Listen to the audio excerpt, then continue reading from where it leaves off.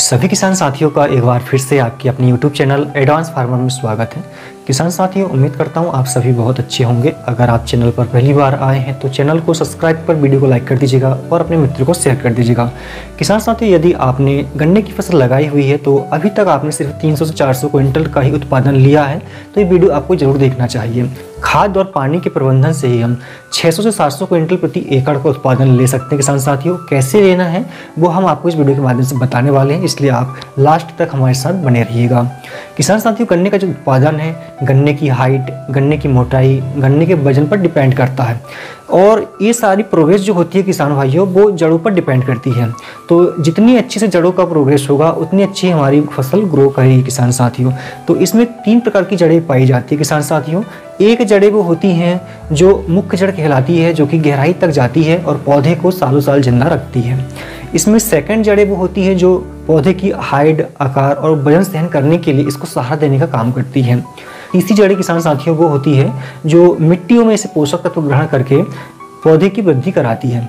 इसे हमें प्रत्येक साल जो है हल चलाकर या ट्रैक्टर के माध्यम से तोड़ना होता है, जिससे नई जड़ें निकलती है और जितनी ज़्यादा जड़ें निकलेगी उतनी ज़्यादा वो पोषण ग्रहण करेगी किसान साथियों। किसान साथियों, गन्ने की जो फसल है लगभग 3 से 4 वर्षों तक चलती है, इसलिए हमें जब भी हम गन्ने की बुआई कर रहे हो तो सबसे पहले इसकी गहरी जुताई हमें करवाना होगा। जितनी अच्छी से जड़ों का विकास होगा उतनी ही अच्छी हमारी फसल ग्रो करेगी किसान साथियों। इसमें हमें 3 बार खाद देने की आवश्यकता होती है मुख्य रूप से। पहला खाद हम बेसल डोज के रूप में देते हैं, दूसरा खाद 45 से 50 दिन में देते हैं किसान साथियों, और तीसरा और अंतिम खाद जो है वो हम 120 दिन में देते हैं। तो तीनों डोज जो है किसान साथियों इसमें हमें अलग अलग खाद देने की जरूरत होती है। तीनों स्टेज पे अलग अलग विकास होता है गन्ने का, इसलिए हमें विशेष ध्यान देने की इसमें आवश्यकता होती है। किसान साथियों, खेत की जब तैयारी हम कर रहे होते हैं उस समय हमें इसमें 10 टन प्रति एकड़ के हिसाब से गोबर की खाद डालना है जो कि अच्छे से सड़ी हुई हो। इसके साथ ही हमें 200 किलोग्राम इसमें नीम की खाद अवश्य डालना चाहिए किसान साथियों। इसके बाद जब हम बीज लगा रहे हो, हम बोनी कर रहे हो तो बेसल डोज के रूप में आपको प्रति एकड़ में कम से कम 2 बैग DAP डालना चाहिए। 45 किलोग्राम इसमें यूरिया मिलाइए।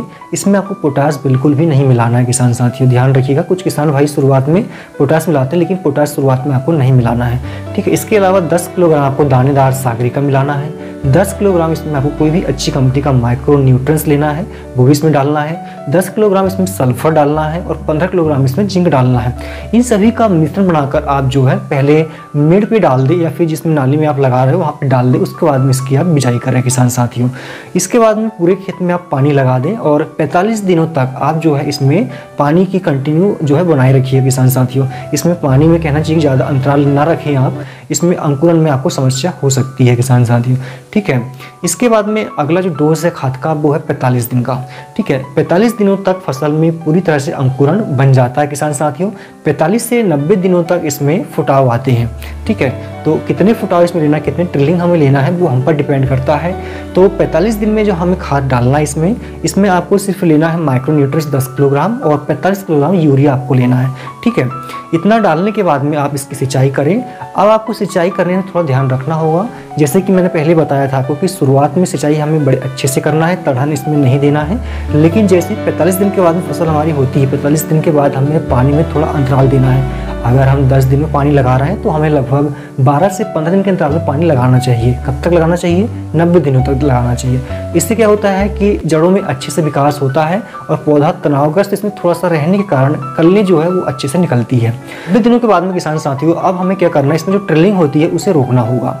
इसे रोकने के लिए हमें क्या करना होगा, इसमें जड़ों को साइड से तोड़ना होगा थोड़ा थोड़ा, ठीक है। साइड की जड़ें टूटेगी, इसमें नई जड़ें आएंगी तो इसमें पोषण अच्छे से पौधे को मिलेगा। तो टिलरिंग इससे रोकने के लिए आपको इसमें क्या करना है, मिट्टी चढ़ाना होगा। मिट्टी चढ़ाने से पहले इसमें आपको कुछ इंपोर्टेड खाद डालने होंगे।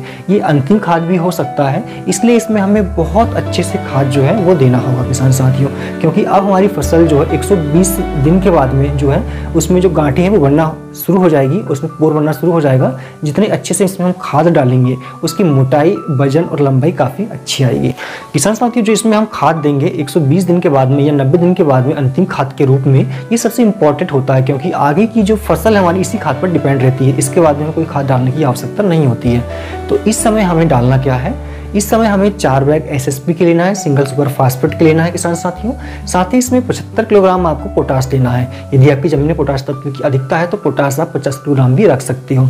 इसके अलावा आपको 5 किलोग्राम इसमें माइक्रो न्यूट्रंस लेना है, कोई भी अच्छी कंपनी का। इसके अलावा इसमें आपको 10 किलोग्राम जो है सल्फर लेना है, 5 किलोग्राम इसमें जिंक लेना है किसान साथियों। इन सभी का मिश्रण बनाकर आप जो है पौधे से लगभग 1 से 1.5 इंच दूर पूरे खाद को डाल सकते हो। साथ में इसमें आपको किसान साथियों 50 किलोग्राम यूरिया भी मिलाना है। इन सभी खाद का मिश्रण बनाकर आप जो है इसमें डाल दें और ऊपर से मिट्टी इसमें चढ़ा दें, ठीक है, और इसमें आप पानी लगा दें। अब आपको क्या करना है, जैसे कि मैंने बताया था 45 दिन से लेकर 90 दिन के बीच में पानी में थोड़ा गैप देना है आपको, लेकिन 90 दिन के बाद में या 120 दिन के बाद जब आप मिट्टी इसमें चढ़ाते हो, जब इसमें आप अंतिम खाद देते हो, उस समय आपको पानी का विशेष ध्यान रखना है। अब आपको इसमें पानी में ज़्यादा गैप देने की आवश्यकता नहीं है। अगर आप सिंचाई 10 दिन में कर रहे हो तो रेगुलर आपको 10 दिन में ही करनी होगी किसान साथियों। इस समय क्या होता है कि पौधे अपना अच्छे से विकास करने के बाद में इसमें गांठें बनने लगती है और इसमें जो है रस आदि बनने लगता है किसान साथियों। यदि आप इस तरीके से खेती करते हैं तो आप 1 एकड़ से 600 क्विंटल से ज़्यादा का ही उत्पादन लेंगे, कम का नहीं ले पाएंगे। मैं आपको इस बात की गारंटी देता हूँ। तो उम्मीद करता हूँ जानकारी आपको पसंद आई होगी। वीडियो का पसंद आए तो लाइक करके शेयर कर दीजिएगा। धन्यवाद।